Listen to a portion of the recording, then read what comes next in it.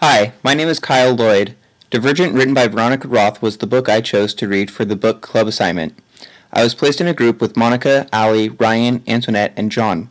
Our group name is Factionless. In this presentation, I will give a general summary of the book. Following that, I will compare book themes to materials and themes of this class.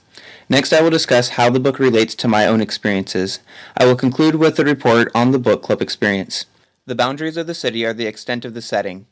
The population is divided into 5 factions. Each faction strives to live by a specific virtue, and upon reaching age 16, each person gets to choose the faction that they will then live in for the rest of their lives.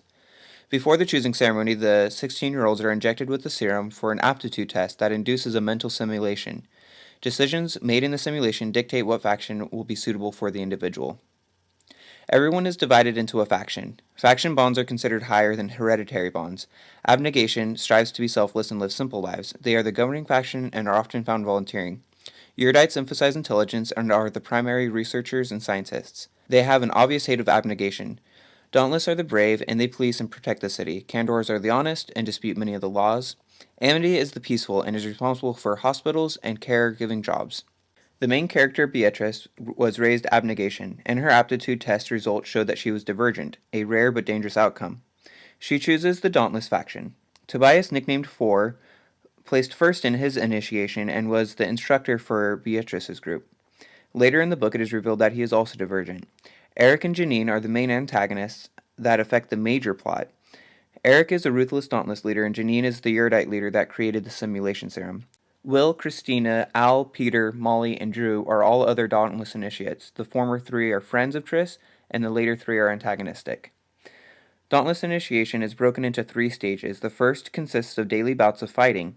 Triss loses to Peter but beats Molly, and ends up ranked 6th in the first stage. The second and third stages deal with simulations similar to the aptitude test, but force them to face fears. The second stage they face a single fear for a single simulation.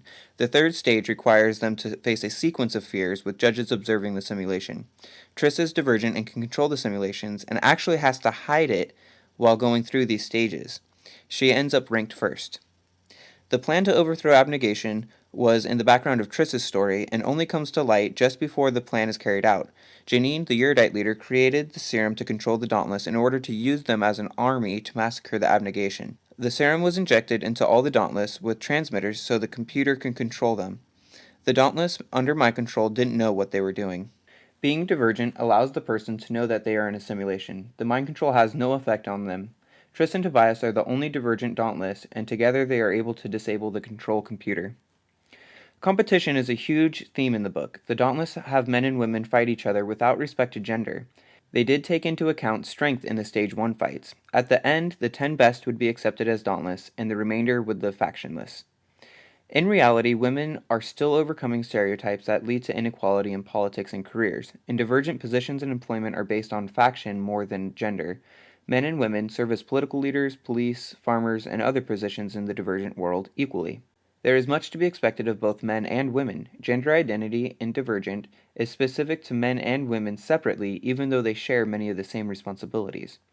The fact that Triss was a victim of sexual assault shows that women in Divergent are faced with similar stereotypes as women today. That is to say, that they are sometimes viewed as sexual objects. Aside from gender identity, the development of individual character depends on what faction they grow up in.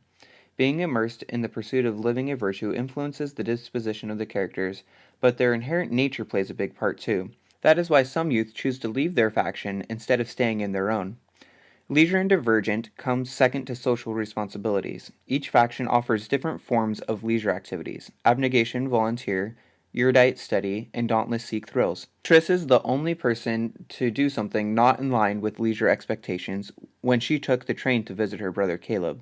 I've played on many athletic teams, and the Dauntless initiation feels just like sports to me. I appreciated that the points in the fights were only awarded when the underdog won. That isn't to say that the Dauntless initiation was fair. Fair competition avoids brutality. In my experience, I have competed against girls in wrestling, but other than that, girls seldom compete against boys in organized sports. This isn't the case in Divergent. Both in real life and in Divergent, people are born with the capacity to think and to make choices, to be their own agents. Controlling others through the simulation serum takes that away. In my experience, the only thing that comes close to doing the same is intoxicating substances. which impair the ability to think and choose for oneself rather than taking it away as the serum does. It seems ideal to devote one's life to a virtue, but a single virtue isn't enough. Combining multiple virtues builds on and balances a person's character and goes further to ensure harmony in a society. Narrow-mindedness is not far from a racehorse's blinders. It may allow for longer strides in one direction, but prevents one from seeing the big picture.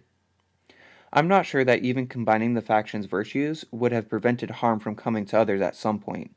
My experience is that conflict comes when those who feel entitled to more than what they have are willing to sacrifice their morals in order to gain what they perceive should be theirs.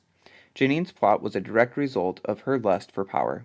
I posted suggestions on group check-in times, an outline for what chapters need to be covered for each module, and facilitator rotation schedule, rules, along with Ali's group name suggestion. Although communication was sporadic, everyone seemed to agree to what was suggested. However, our group could never come to a decision on check-in times. The general consensus was to check in anytime, and the majority liked the idea. I was an advocate for setting at least specific days, if not times, but nobody would commit, so eventually I went with the flow. By not having specific check-in days, our group answers and participation were hectic and consistently deteriorated towards the end. For each week, the facilitator posted questions about the week's reading. I enjoyed reading the book and answering the questions posed. The questions posed each week were as good as can be expected. The questions always pertained to the specifics of the week's reading. There are a few general keys for success in book club. People don't always rise to the occasion, so leadership works most effectively when appointed. Communication must be consistent. It will only be consistent if members of the club are committed to participate. Any issues that come up will be taken care of if these keys are implemented. I view our book club as a success from my perspective. Our group discussions were not as strong as they could have been, however, the book was analyzed appropriately in regards to course materials and themes. I enjoyed the book and the club. I gained insights from my classmates' questions and answers. If that defines success, then our book club was successful. My fellow factionless friends all contributed something during the course. All of them made contact with me, and I saw participation from each one. That being said, I would say Ali was the most consistent in communicating not only through Blackboard, but through student email as well. Ali was the one who suggested our group name and edited Campus Pack Wiki several times. Ryan was also very consistent in both forms of communication and normally posted promptly. Monica was not always prompt, but I enjoyed her insights about the book. John seemed pretty busy. He posted consistently, but almost never promptly. He never posted questions as a facilitator. Ali ended up posting questions for his week. Antoinette was responsive and very enthusiastic initially, but her participation waned the last couple weeks. All members of the group were very respectful and gave obvious thought and consideration when posting.